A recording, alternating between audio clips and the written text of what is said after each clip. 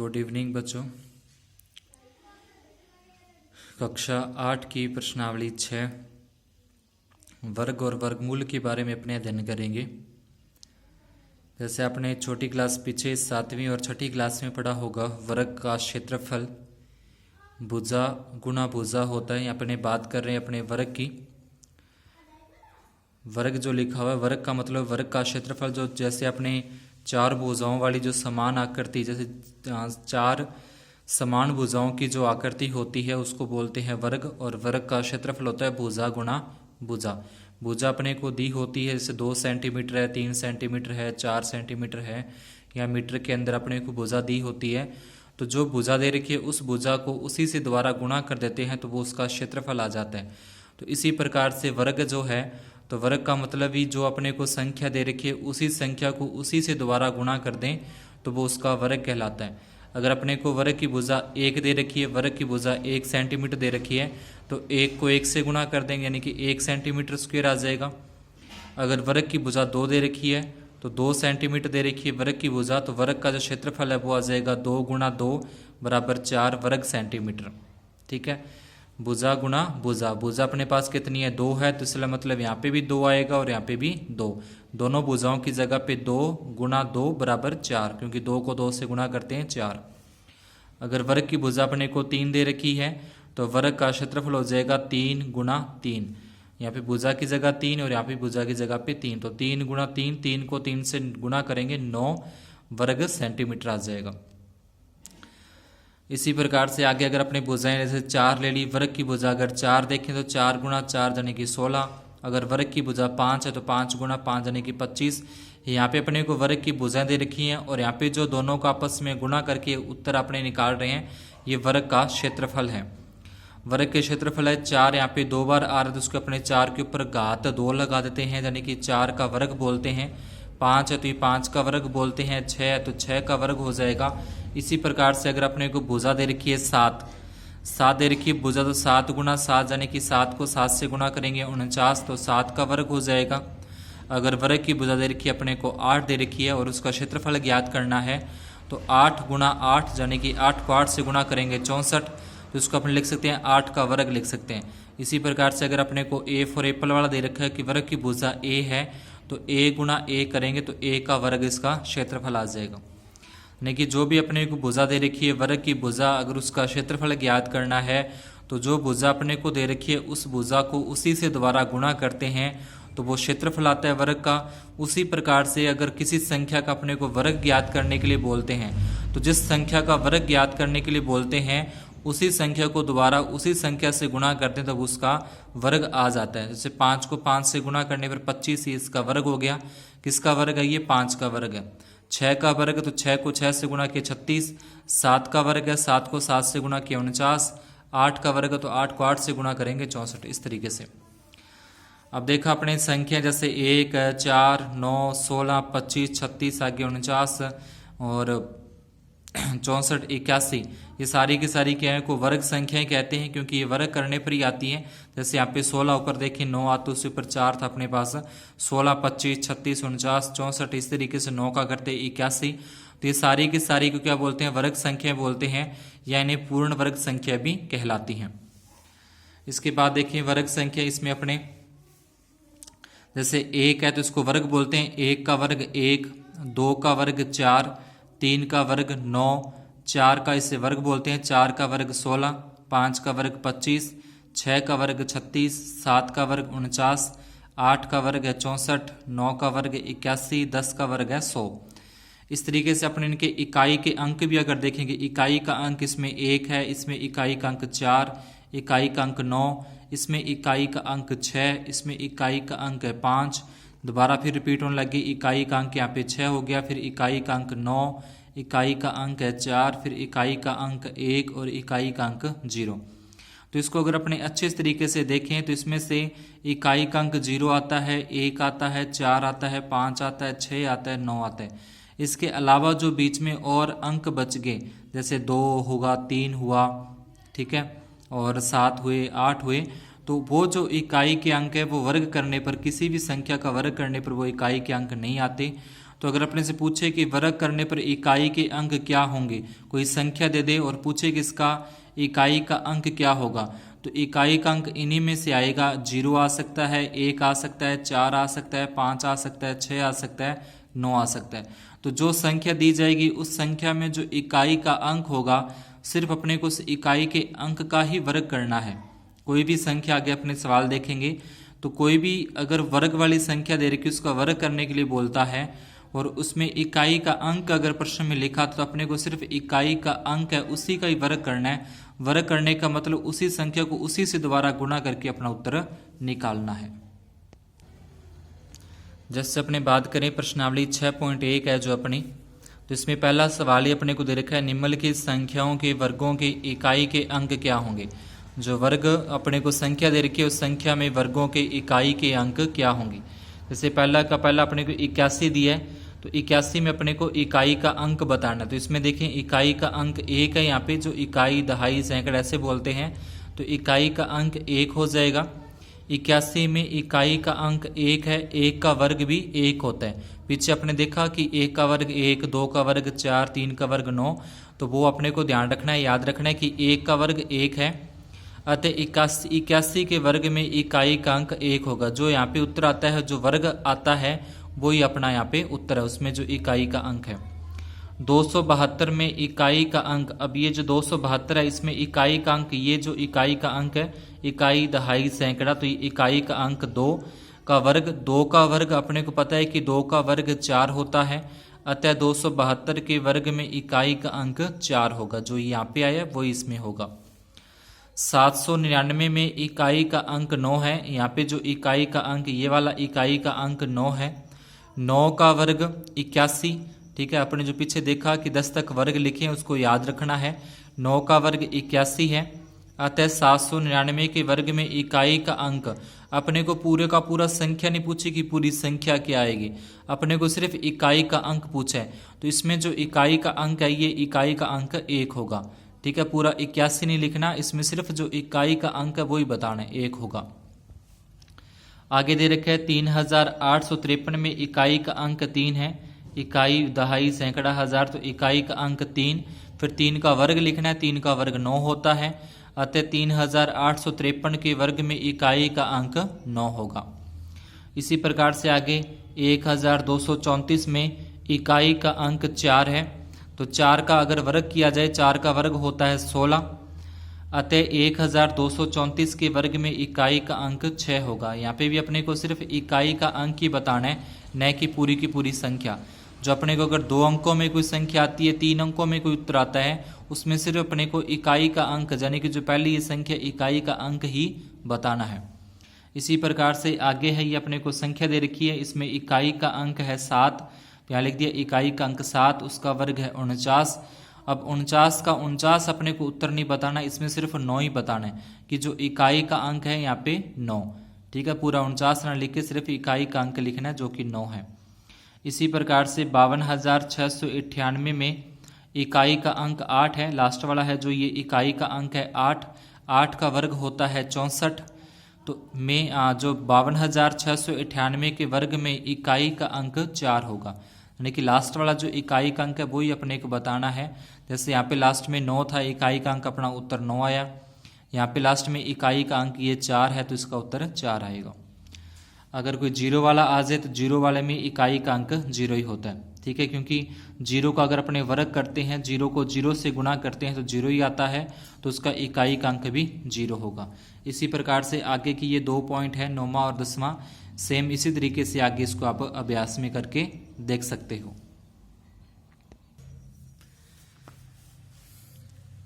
दूसरा सवाल अपने को, जिस संख्या में इकाई का अंक, यानी कि जहाँ पे इकाई का अंक, इकाई और दहाई 00 आ जाए, या इकाई का अंक 1, 4, 5, 6, 9, जैसे पीछे शुरू में बताया था कौन कौन से अंक आने पर वर्ग संख्या हो सकती है, तो पीछे संख्या लिखी थी 0, 1, 4, 5, 6, 9। अगर ये संख्या आती हैं तो वर्ग संख्याएं हो सकती हैं। अगर लास्ट में ये संख्या नहीं आती तो वह वर्ग संख्याएं नहीं होंगी, या फिर वह पूर्ण वर्ग संख्याएं नहीं होंगी। अगर लास्ट में ये संख्या आती है तो पूर्ण वर्ग संख्या हो सकती है, लेकिन अगर इकाई के अंक के स्थान पर ये संख्या नहीं आती तो वह पूर्ण वर्ग संख्या नहीं होगी। जैसे सवाल में अपने को पूछा है 1057 में इकाई का अंक 7 है। अब 7 है तो इसमें मैंने ये बोला है कि जिसमें ये संख्या नहीं आती, इकाई के स्थान पर इनमें से कोई संख्या नहीं आती तो वो पूर्ण वर्ग नहीं होंगी। तो इसमें 7 आ रहा है तो 7 क्या है, इसके अंदर नहीं है, यानी कि इकाई के अंक में ये नहीं है तो ये पूर्ण वर्ग नहीं होगी। इसी प्रकार से यहाँ पे देखिए 3 आ रहा है, इकाई का अंक 3 है तो ये भी पूर्ण वर्ग नहीं होगी।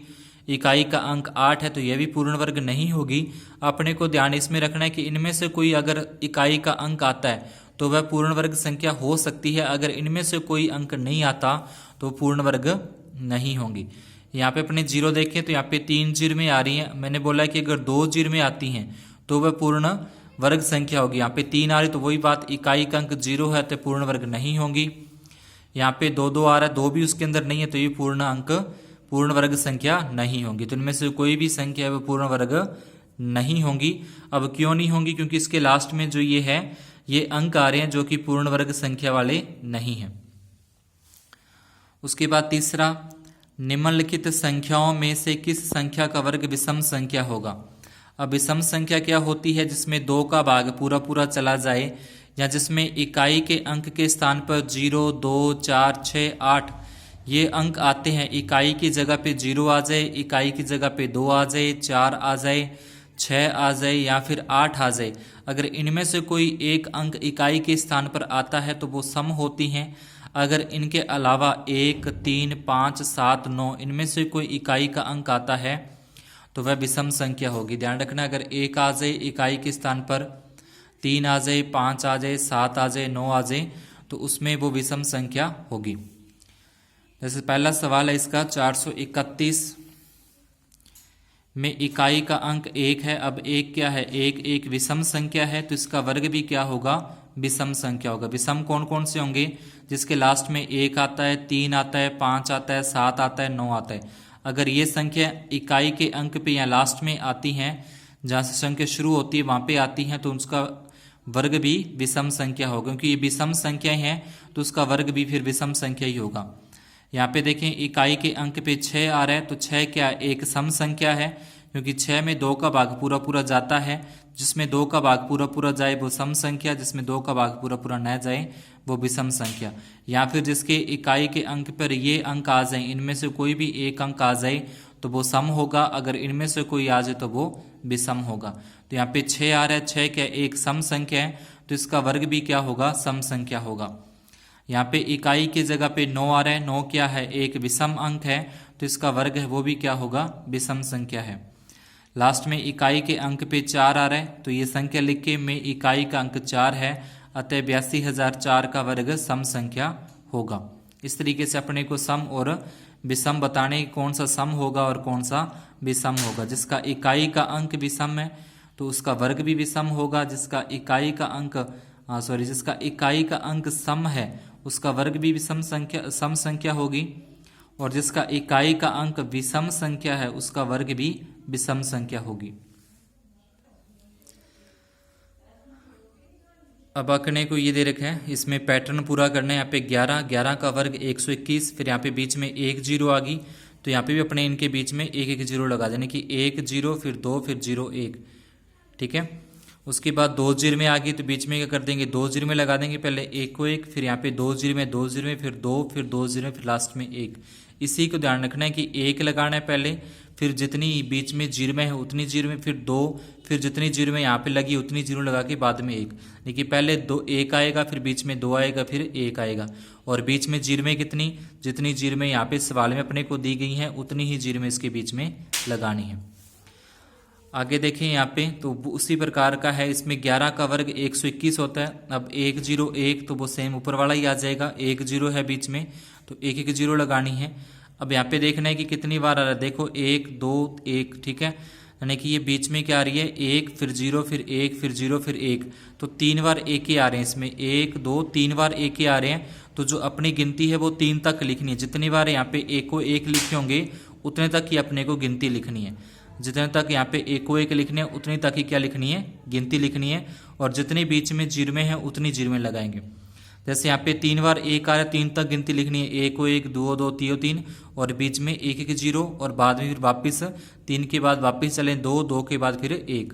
ठीक है, पहले 1 को 1, 2 2, 3 3, फिर उल्टी गिनती 3 के बाद 2 2 के बाद 1 और बीच में 1 1 0। इसमें 4 बार 1 लिखे हुए हैं, 4 बार 1 लिखी हैं, तो इसका मतलब क्या होगा, 4 तक गिनती लिखनी है अपने को और 4 से वापस फिर उल्टी गिनती लिखनी है। तो 1 फिर 0 फिर 2 फिर 0 फिर 3 फिर 0 फिर 4 फिर 0, 4 1 थे, 4 तक गिनती लिखी और 4 से फिर वापस उल्टी गिनती शुरू करनी है। इसमें 5 1 हैं तो 5 तक सीधी गिनती और उसके बाद वापस उल्टी गिनती और बीच में 1 1 0 लगा देनी है। जितने यहाँ पे 1 हैं उतनी तक अपने गिनती लिख के और बाद में उसके उल्टी गिनती वापस लिखनी है। दिए गए प्रतिरूप का उपयोग करते हुए लुप्त संख्याओं को अपने को प्राप्त करना है। ठीक है, तो ये किताब में देख लेना कहाँ कहाँ पे लुप्त है। तो इसको देखना कैसे है कि अपने को 1 को 2 से गुणा करें, 1 और 2, 1 को 2 से गुणा करें, 2 1 कम 2 और 2 के आगे वाली संख्या 3। फिर यहाँ पे देखें 1 के बाद क्या 2 आता है, 2 के बाद क्या 3 आता है। ठीक, गिनती के हिसाब से देखना है, 1 को 1, 2 2, 3 4 4 इस तरीके से, और उसके बाद 2 फिर 3 फिर 4 फिर 5। अब इन दोनों गुणा करना है, 2 को 3 से गुणा करें 6, 6 के आगे वाला संख्या आती है 7। यहाँ पे 3 को 4 से गुणा करेंगे 12, 12 के आगे वाली संख्या 13, उसके ऊपर वर्ग लगाते चले जाएंगे। 4 और 5, 4 को 5 से गुणा करेंगे 20, 20 के आगे वाली संख्या 1। इस तरफ तो ये गिनती है 1 2 3 4 फिर 5 6 7 8 9। इसी प्रकार से यहाँ पे 2 3 4 5 6 7 8 9 10 ऐसे, और इनकी गुणा करके इन दोनों का जैसे 4 को 5 से गुणा किया 20, 20 को आगे 21, ऊपर ये वर्ग लगाने जरूरी है। 5 को 6 से गुणा करेंगे 30, 30 के आगे 31, ऊपर वर्ग लगाना है। 6 को 7 से गुणा करेंगे 42, 42 की आगे वाली संख्या 43, ऊपर वर्ग लगाना है। यहाँ पे 7 है तो यहाँ पे 8 आएगा। 7 को 8 से गुणा करेंगे 7 तो 8 56, 56 के ऊपर वर्ग और बराबर में इधर 57। यहाँ पे 8 है, 8 के बाद 9 आता है, 9 8 72 आएगा। यहाँ पे 72 का वर्ग, उसके आगे वाली 73 है। यहाँ पे 9 है, 9 के आगे 10 आएगा, 10 का वर्ग। ठीक है, और प्लस में 10 को और 9 को गुणा करेंगे 90, 90 के आगे वाला 91 और उसके ऊपर वर्ग लगाने हैं। उसके बाद है 7वां, योग संक्रिया किए बिना योगफल ज्ञात करना है। लेकिन उसको अपने जोड़ के देखना, ऐसे नहीं करना कि 1 में 3 जोड़े 4, 4 और 5 9, 9 और 7 16, 16 9 25, ऐसे जोड़ के नहीं देखना। इसको गिन लो कितने, 1 2 3 4 5, तो 5 का वर्ग। जितनी यहाँ पे संख्या लिखी हुई है उतनी उसके ऊपर वर्ग संख्या लिख के उसके ऊपर वर्ग लगाना है। अगर यहाँ पे 7 संख्या तो यहाँ पे 7 7 लिख के उसके ऊपर वर्ग लिख देंगे। अगर यहाँ पे 8 संख्या लिखी है तो 8 8 लिख के उसके ऊपर वर्ग लिख देंगे, 2 लगा देंगे और उसका वर्ग लिखना है। 5 का वर्ग 25 होता है। यहाँ पे संख्या गिने, सभी संख्या गिनेंगे 1 2 3 4 5 6 7 8 9 10, 10 है तो यहाँ पे 10 लिख दिया, 10 का वर्ग 100। ये संख्याएं कौन सी हैं, सारी की सारी ये विषम संख्याएं लिखनी है। सारी जो संख्या लिखी होंगी वो कौन सी होंगी, विषम संख्या ही लिखी होंगी, जिसमें 2 का भाग पूरा पूरा नहीं जाता वो संख्या विषम, तो विषम यहाँ पे लिखी होंगी। अब इनको अगर गिने, सभी संख्याओं को अगर इनका अपन गिनेंगे तो गिनने पर ये 12 होती हैं, सारी की सारी 12। 12 का वर्ग होता है 144। ठीक है, ये अपने किताब में भी अपने को सारणी दे रखी है वर्ग वाली, तो 12 का वर्ग 44। ठीक है, 144 होता है 12 का वर्ग। तो ये बिना जोड़ के अपने पता कर सकते हैं कि इसका जोड़ कितना होगा। ध्यान ही रखना है कि सारी की सारी विषम संख्याएं होनी चाहिए। विषम संख्या मतलब जिसमें 2 का भाग पूरा पूरा ना जाए वो ही होनी चाहिए। और इन सभी संख्या गिन लो कितनी है, उतनी संख्या लिख के उसके ऊपर वर्ग और उसका वर्ग करके आगे अपने लिख देंगे। आगे है 49 को 7 विषम संख्याओं के योग के रूप में लिखना है। जैसे पीछे अपने लिखा है उसी तरीके से कितनी संख्या लिखनी है, 7 लिखनी है। तो 7 जो संख्या लिखी है विषम में लिखनी है, जैसे 1 3 5 7 9 11 13। विषम विषम संख्या लिखनी है जो 2 के पाड़े में नहीं आती, जिसमें 2 का भाग पूरा पूरा नहीं जाता वही लिखनी है यहाँ पे। ठीक है, तो 1 3 5 7 9 11 13 ये कितनी संख्या होगी, 1 2 3 4 5 6 7। तो 7 इसने बोला था 7 विषम संख्या, तो 7 लिख दी। 121 को 11 विषम संख्याओं के योग के रूप में लिखना है। विषम का मतलब जो जिसमें 2 का भाग पूरा पूरा नहीं जाता वो होती है विषम संख्या। तो इस तरीके से 1 3 5 7 9 11 13 15 17 19 21, यानी एक एक संख्या छोड़ के जो आती जाएंगी, तो इन सभी को जोड़ के देखिए कितना आता है, 121 आता है। तो इस तरीके से 11 संख्याएं 121 होगा इसका जोड़। उसके बाद 9वां सवाल है अपना, निम्नलिखित संख्याओं के वर्ग के बीच में कितनी संख्याएं होंगी। जैसे कि 12 और 13 का अगर वर्ग किया जाए तो उसका पूछ रहे इसके बीच में कितनी संख्याएं होंगी। तो इसको तरीका दो तरीके से कर सकते हैं। जो भी यहाँ पे संख्या दे रखी है उन संख्याओं को पहले तो 2 से गुणा करनी है। अगर 12 है तो 12 को 2 से गुणा करें, अगर 13 है तो 13 को 2 से गुणा करनी है। ठीक है, अगर छोटी संख्या है तो उसमें 1 प्लस करना है, अगर बड़ी संख्या ले रहे तो उसमें से माइनस 1 करना है। जैसे अगर 12 लें तो 12 को 2 से गुणा करें 24, 24 में 1 जोड़ देंगे 25। अगर अपने बड़ी संख्या ले ली 13, 13 को पहले 2 से गुणा करना है 26, उसमें से 1 घटा देंगे 25। तो दोनों में से किसी भी तरीके से आप कर सकते हो। दोनों जो भी संख्या दे रही है उसको करना क्या, 2 से गुणा करना है। अगर छोटी संख्या लेके कर रहे हैं तो प्लस 1 करना है, अगर बड़ी संख्या को 2 से गुणा करें तो माइनस 1 करना है। सवाल ध्यान रखना क्या बोला जाएगा, संख्याओं के वर्ग के बीच में कितनी संख्या है, वर्ग के बीच में कितनी संख्या ये लिखा है। तभी जो दो संख्या अपने को दे रखी हैं दोनों में से कोई भी एक संख्या को हल करना है। अगर अपने छोटी संख्या को कर रहे हैं तो पहले 2 से गुणा करके प्लस 1 करना है। अगर अपने बड़ी संख्या कर रहे हैं तो बड़ी संख्या को भी 2 से गुणा करना है पर उसमें से माइनस 1 करना है। बड़ी संख्या को 2 से गुणा करके प्लस 1, बड़ी संख्या को अगर 2 से गुणा करेंगे तो माइनस 1। ऐसे यहाँ पे देखें 25 और 26, तो 25 और 26 में से छोटी कौन सी है 25, तो 25 को 2 से गुणा करेंगे तो प्लस 1 करेंगे। अगर छोटी संख्या को 2 से गुणा करेंगे तो प्लस 1 करना है, अगर बड़ी संख्या को करेंगे तो माइनस 1 करना है।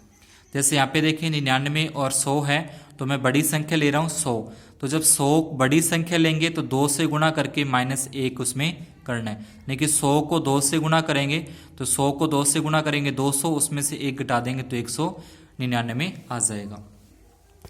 ये आपकी पूरी की पूरी 10 तक क्या लिखी हुई है, वर्ग संख्याएं लिखी हुई हैं सारणी के अंदर। किताब में भी आपकी सारणी दे रखी है, आगे 10, 11, 12, 13, आगे बहुत 30 तक ये पूरी की पूरी सारणी आपकी किताब में दे रखी है। तो आज की क्लास में इतना ही। जितने सवाल करवाए हैं सारे नोटबुक में अच्छे तरीके से कर लेने हैं। और जिन्होंने अभी तक चैनल को सब्सक्राइब नहीं किया है वो आप देख रहे हो वहाँ पे एक लाल रंग के अंदर सब्सक्राइब लिखा हुआ है, उसको ज़रूर सब्सक्राइब करना है। वीडियो को लाइक और आगे शेयर करना न भूलें। धन्यवाद, शुभ दिन।